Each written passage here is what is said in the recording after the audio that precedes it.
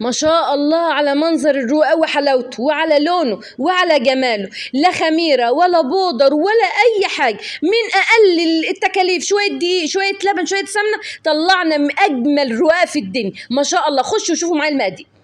اللهم صل وسلم وبارك على محمد وعلى آله وأصحابه وسلم. صباحكم زي العسل، صباحكم معطر بذكر الله. النهارده بقى هعمل معاكم شوية رقاق فلاحي فلاحي على أصول. بص، محدش بيعمل الرقاق ده بالطريقة ديت غير عندنا في الكفراء بتوع كفر الشيخ بس.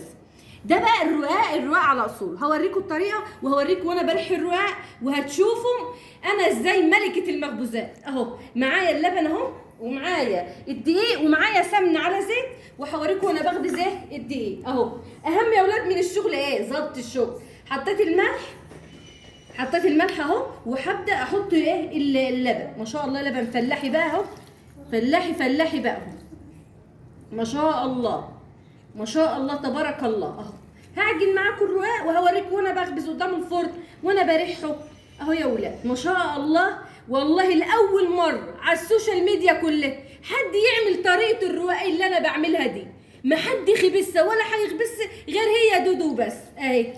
هوريكم معايا اهو طريقه الرقاق الفلاحي بقى اللي ياكل منه رقاقه يحلب بيه العمر كله. ده احنا عندنا هنا الناس بتشتري ال5 رقاقات ولا ال6 رقاقات ب50 جنيه. طب وليه؟ طب ما احنا في ايدينا نعمل كل حاجه يا ولاد في البيت. ما شاء الله تبارك الله يا ولاد. اللهم بارك اللهم بارك يا ولاد اهو.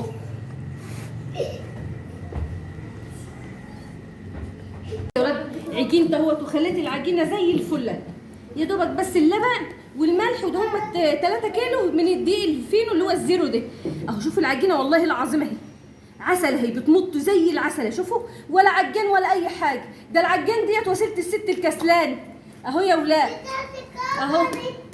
شوفوا بقى 3 كيلو فينو عليهم كوبايه من السمنه ومعلقه السمنه بلدي وكوبايه زيت ذره اهو.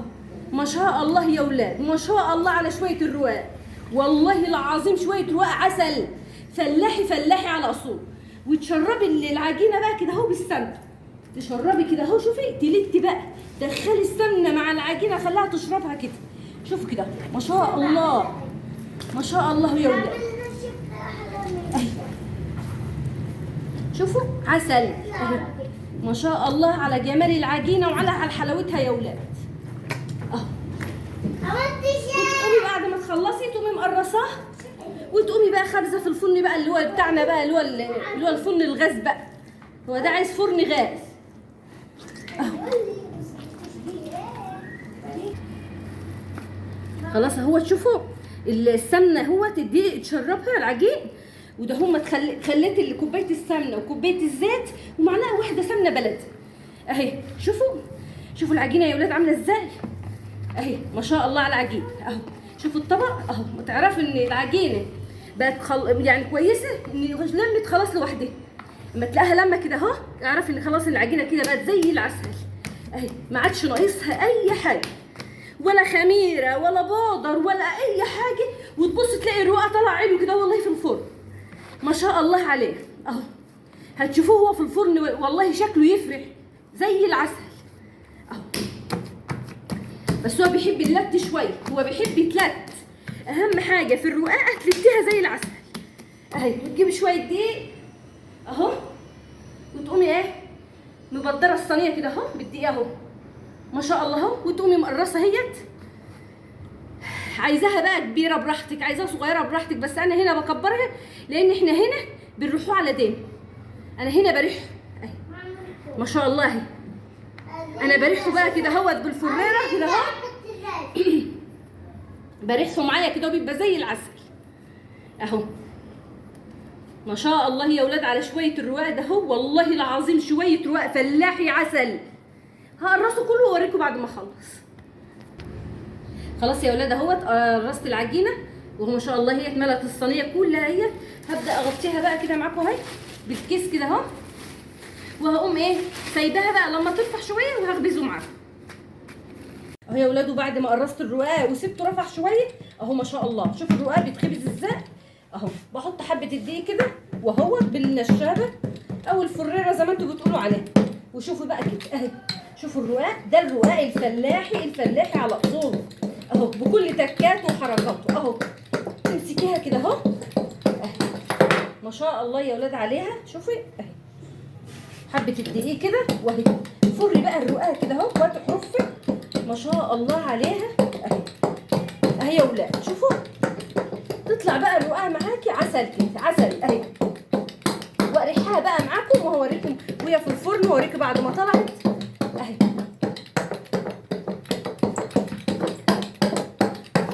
كده خلاص خلصت اهي ما شاء الله اهي.